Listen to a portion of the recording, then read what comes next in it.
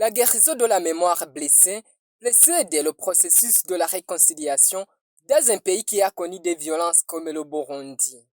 Selon Aloïse Misago, coordinateur du projet Paix et Réconciliation au Burundi et dans la région des Grands Lacs, on ne peut pas avoir de paix sans réconciliation. Le message que nous voulons délivrer par cette conférence, c'est que on ne peut pas avoir de paix sans réconciliation et on ne peut pas avoir non plus de développement sans qu'il y ait des gens réconciliés. Parce que tout développement suppose le travail en commun, le travail en synergie de tous les citoyens. Or, si les gens ne sont pas réconciliés, il est très difficile de se mettre ensemble pour travailler et pour le développement. Et notre histoire nous enseigne suffisamment parce que les guerres répétitives ont détruit pas mal de choses. Ce qu'on voit sont des maisons qui ont été détruites, des biens physiques, mais aussi les cœurs ont été détruits. Il y a beaucoup de blessures dans les cœurs des gens et qui doivent être réparées, qui doivent être soignées.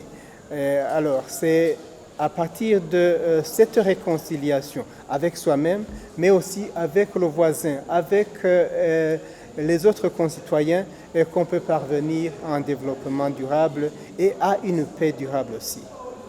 Et comment faire cette réconciliation? Les experts nous l'ont très bien décrit.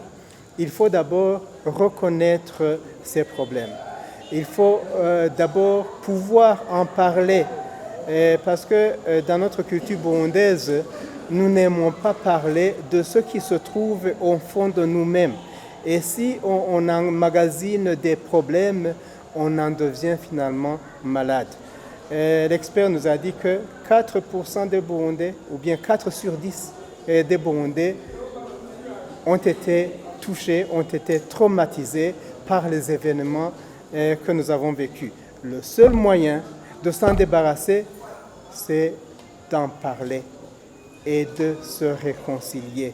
Et parce que la victime est moins touchée par ce qui se passe que le bourreau. Les deux sont des victimes qui doivent se réconcilier et qui doivent aussi extérioriser ce qui les accable à l'intérieur d'eux-mêmes. Ce que nous avons fait aujourd'hui, c'est un pas, mais c'est un long cheminement qu'on doit faire jusqu'à ce qu'on assainisse ce qui nous accable, nous les Burundais, à cause de notre histoire. Dans le cadre de ce projet, différentes réalisations vont être faites, notamment la mise en place d'un institut supérieur pour la paix et la réconciliation. En plus des conférences et séminaires pour la paix, le projet va mettre en place 4 centres pour la paix et la réconciliation, dont le premier est déjà en cours de construction à Nyanza-Lac, dans le diocèse de Bururi, et un institut supérieur pour la paix et la réconciliation à Monsignor-Gikundu.